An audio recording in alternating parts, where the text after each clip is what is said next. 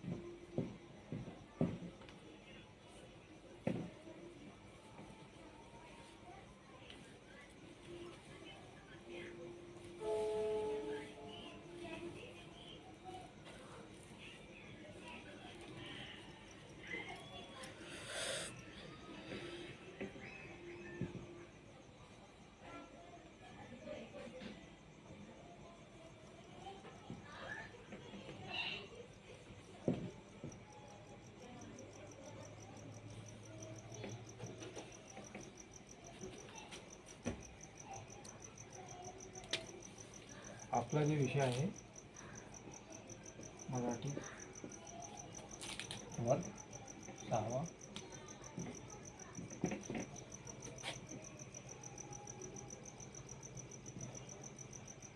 मराठीत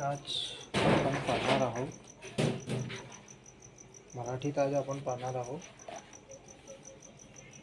आता उजाळेल.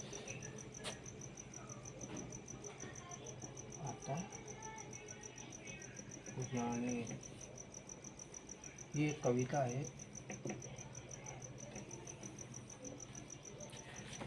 या कविता आपण पाहूया.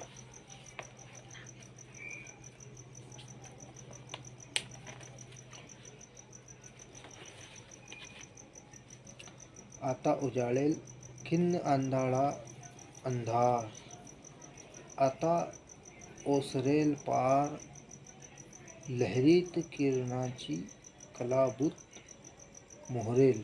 आता उजाळेल शुभ्र आनंदाच्या लाटा गात फुटतील. आता मृदू गळ्यांत खगांच्या किलबिल पालवेल. आता उजाळेल. सर्वांनी आपल्या जे पुस्तक आहे त्यावर लक्ष केंद्रित करा.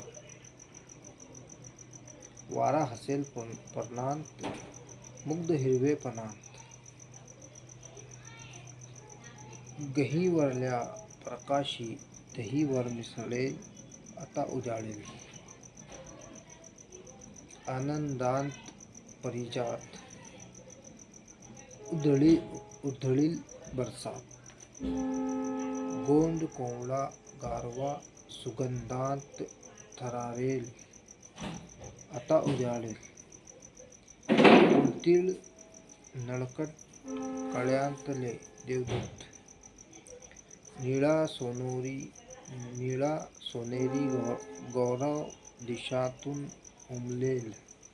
आता उजाळेल.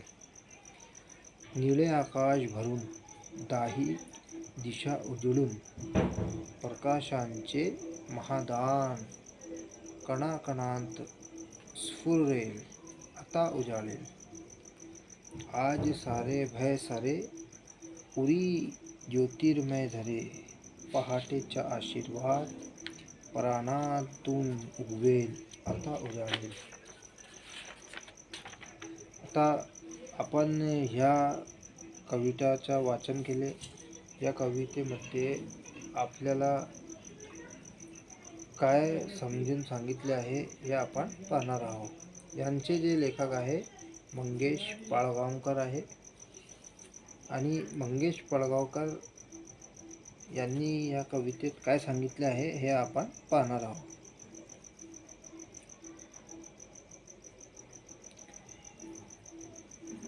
आता उजाळेल ही कविता त्यांचे जे मंगेश पाडगावकर आहे यांच्या जिप्सी या कविता संग्रहातून घेतली आहे.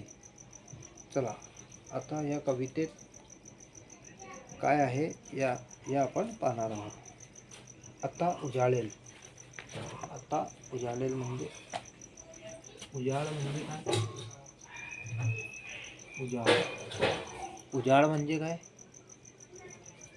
काय याचा विरुद्धार्थी शब्द काय उजाळचा? काय आहे? अंधेर.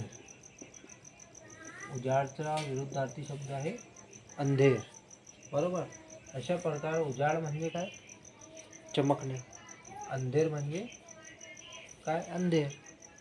तर आता उजाळेल म्हणजे काय? आता पण उजाळेल. बरोबर. खिन्न आंधळा अंधार. खिन्न आंधळा अंधार आता ओसरेल पार. कवी काय म्हणतात? जे अंधार आहे, अंधार म्हणजे काय? याचा आपण विरुद्धार्थी शब्द काय म्हणालो? अंधार. आंधळा अंधार आता ओसरेल पार. ओसरेल म्हणजे संपणार. संपणार, पार संपणार. संपणार काय? अंधार. लहरीत किरणांची कलाबूत मोहरेल आता उजाडेल. जी किरणाची लहर आहे, किरणांची लहर कशी असते? अशा प्रकारे असतात ना. जे ही लहर आहे, या लहरीपासून काय होणार? उजाळा होणार. बरोबर. कवी काय म्हणतात? या लहराच्या साहाय्याने उजाळा होईल. शुभ्र आनंदाच्या लाटा गात फुटतील आता. उजाळा झाल्यानंतर काय होईल? शुभ्र आनंदाचा लाटा होईल आणि सगळे लोक काय होईल? आनंदमय होईल. इथे जे आनंदाचा लाटा आहे, आनंदाचा लाटा म्हणण्याचा अर्थ काय आहे? म्हणजे काय? जे बुरे कार्य आहे ते संपणार आहे आणि चांगले कार्य लोक करणार. कशा प्रकारे? म्हणजे आपण ज्ञानाच्या आधारे किंवा एज्युकेशनच्या आधारे आपण काय करतात? उजाळा करतात. नंतर जे आपले अंधकार होते, काय होते? अंधकार काय होते? त्या काळी लोक ज्ञान प्राप्त करत नव्हते. म्हणजे ज्ञान प्राप्त करण्यासाठी आपण काय केले? ते उजाळा केले. बरोबर. मृदू गळ्यांत खगांच्या किलबिल पालवेल आता उजाळेल. आता किलबिल म्हणजे काय? खगांच्या, पक्ष्यांच्या काय होईल? किलबिल होईल. उजाळ्यानंतर कवी काय म्हणतात? पक्ष्यांच्या किलबिल होईल. वारा हसेल पर्णांत मुग्ध हिरवे पणांत. वारा म्हणजे काय? वारा हसेल म्हणजे हिरवे हिरवे पेड़ पौधे जे काही आहे ते कसे होणार? हिरवेगार होणार. नंतर काय येईल? आपल्याला आनंद येईल. बरोबर. गहीवरल्या प्रकाशी दहीवर मिसळेल आता उजाडेल. नंतर काय? या कवितामध्ये कवी काय म्हणतात? आनंदांत परिजात उधळील बरसात. बरसात कशी होईल? आनंदमय होईल. आनंदमय म्हणजे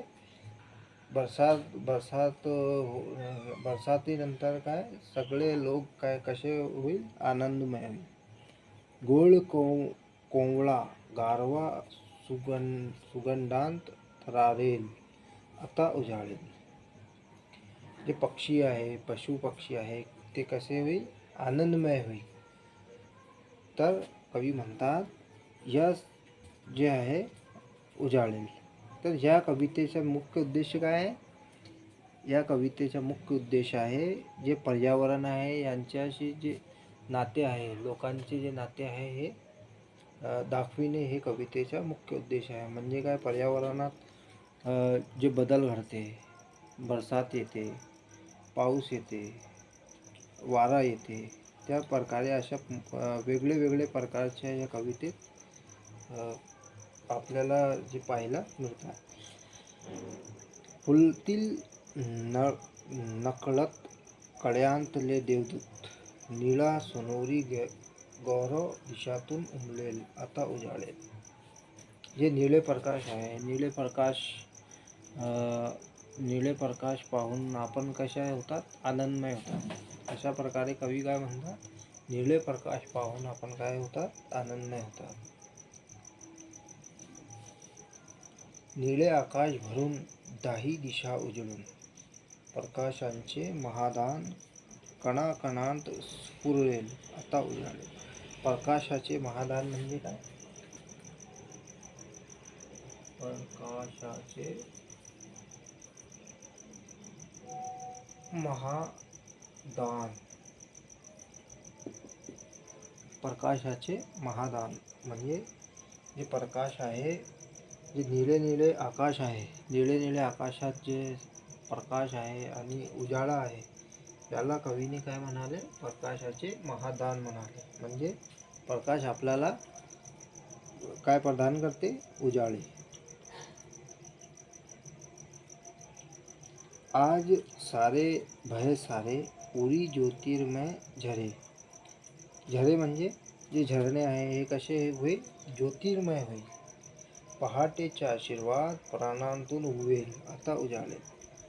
म्हणजे पहाटेचा जे आशीर्वाद आहे, पहाटे कशी असतात, पहाटाचे आपण जर निरीक्षण केले कसे असते, वेगळे वेगळे पक्षीचे आवाज आपल्याला आपल्या कानात ऐकून येते, बरोबर. आणि जे पहाटेचा जे दिवस असते, जे कसं असते, चांगलं असते. तर या कवितेत लेखकाने काय म्हणाले, पहाटेचा आशीर्वाद प्राणांतून उगवेल. म्हणजे आपले जे प्राण आहे, आपल्या प्राणातून काय उगवेल, पहाटेचा आशीर्वाद आता उजाळेल, आता उजाळेल. या कवितेत लेखक काय म्हणाला, जे पहाटेचा जे आशीर्वाद आहे हे आपल्या प्राणातून उगवेल. सूर्य उगवण्याच्या वेळी निसर्गात कोणकोणत्या आनंददायक गोष्टी घडतील, याचे मनोहर चित्र कवीने या कवितेत मांडले आहे. या कविताचा मुख्य उद्देश काय आहे, सूर्य उगवण्याच्या वेळी निसर्गात कोणत्या कोणत्या आनंददायक गोष्टी घडतील आणि याचे मनोहर चित्र कवीने या कवितेत मांडले आहे. चला, मी आपल्याला काही प्रश्न विचारणार आणि याचे नीट उत्तर द्या. पहिला प्रश्न आहे,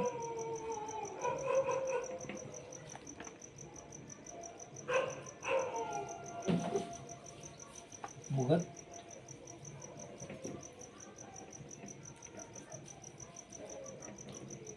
हिरवे पणात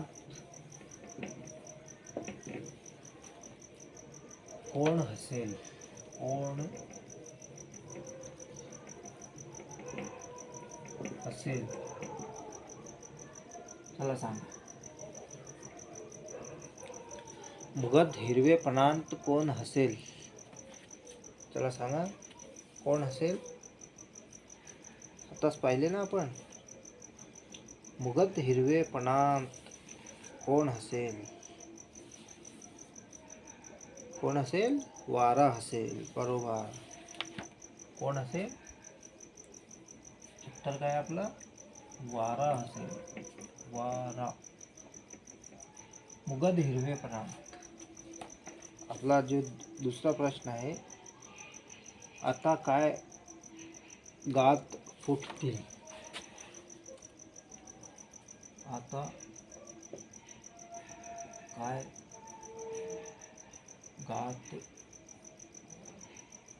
फुटतील, आता काय गात फुटतील, चला सांगा, आता काय गात फुटतील. शुभ्र आनंदाच्या लाटामुळे, कशा काय, शुभ्र आनंदाच्या लाटामुळे काय फुटतील, गात फुटतील. आता पाहिले ना आपण, शुभ्र आनंदाच्या लाटामुळे, म्हणजे लाटा कशी असतील, आनंदमय असतील. या आनंदमय लाटामुळे काय काय फुटते, गाठ फुटतील. बरोबर.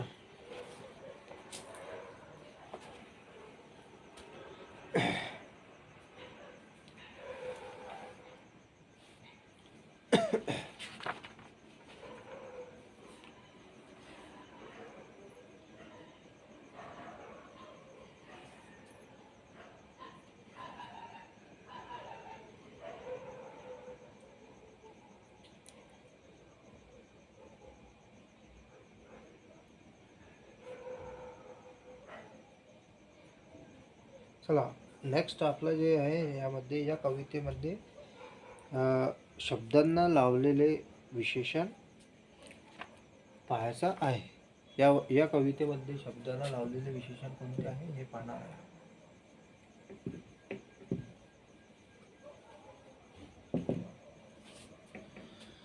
सर्वात पूर्वी आपण सांगा विशेषण. विशेषण, विशेषण म्हणजे काय? विशेषण म्हणजे एखाद्या नामाची किंवा सर्वनामाची विशेष माहिती सांगणे. बरोबर. म्हणजे एक नाम घ्या आपण, इथे आहे आंबा, हे काय नाम आहे. बरोबर.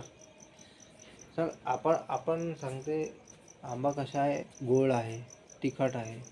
म्हणजे मी इथे सांगतो गोड आंबा. आंबा कसा आहे, गोड आहे. तर हे काय आहे, नाम. आंबा काय आहे, नाम आहे. तर याला पाठोपाठ जे शब्द आला हे काय आहे, गोड. गोड म्हणजे काय आहे, विशेष नाम आहे, म्हणजे विशेषण. विशेषण. बरोबर.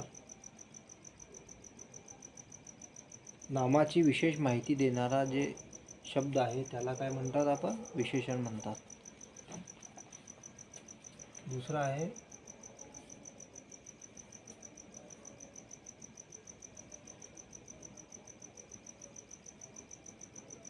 पेन.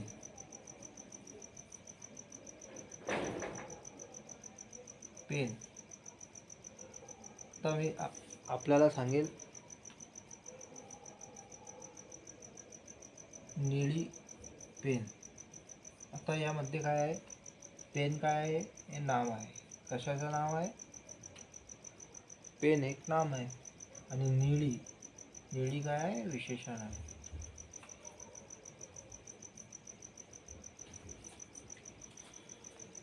अशा प्रकारे आपण सांगू शकतात की नामाला काय करतात, विशेष माहिती सांगतात आपल्याला. निळी, काळी अशा प्रकारे जे असतात त्याला आपण काय म्हणतात, विशेषण असं म्हणतात. या कवितेत आपण विशेषण पाहणार आहोत. त्या शब्दाच्या पुढे जे आले आहे विशेषण काय आहे हे पाहणार आहोत. एक आहे आनंदाच्या लाटा.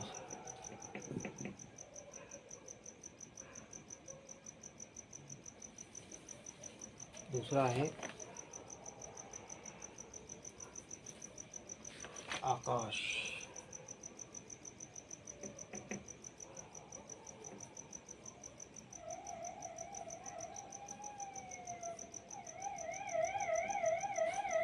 आकाश. आकाश म्हणजे आता आपण पाहणार आहोत की या कवितेत जे पुढे जे शब्द आले आहे हे शब्द कोणते आहे. बरोबर. पहा कवितेत आनंदाच्या लाटा. आनंदाच्या लाटा कशा आहे, शुभ्र आहे. आताच पाहिले ना आपण, शुभ्र. शुभ्र म्हणजे हे काय झालं, विशेषण. बरोबर. आणि आकाश. आकाशच्या पुढे कोणता शब्द आला आहे, चला पहा पटकन. आकाशच्या पुढे निळे. निळे काय आहे, आकाशविषयी अधिक माहिती देणारा जे शब्द आहे हे काय, निळे. म्हणजे हे काय, विशेषण आहे. निळे काय, विशेषण आहे. आकाश काय, नाम आहे. आणि निळे काय, विशेषण आहे. चला आता नेक्स्ट आपण करून पहा.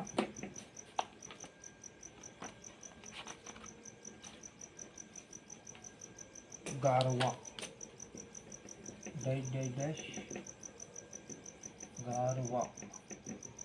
चला याचा पुढे कोणता विशेषण, कोणता शब्द आहे जे विशेषण म्हणून वापरला गेला आहे? चला सांगा पटकन.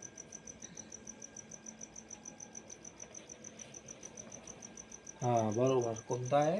कोंबडा. कोंबडा. कोंबडा काय आहे? हा एक विशेषण आहे. गारवा काय आहे? हा एक नाम आहे. नामाविषयी अधिक जे माहिती सांगतात हे शब्द आहे विशेषण. ते नाम कोणतं आहे? कोंबडा. अशा प्रकारे आपण या कवितेत विशेषण पाहू शकता. चला आजचा आपला स्वाध्याय आहे. स्वाध्याय काय आहे आपला? या कवितेत आणखीन 5 या कवितेत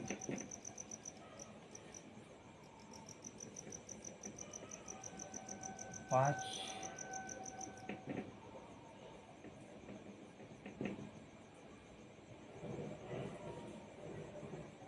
या कवितेत नाही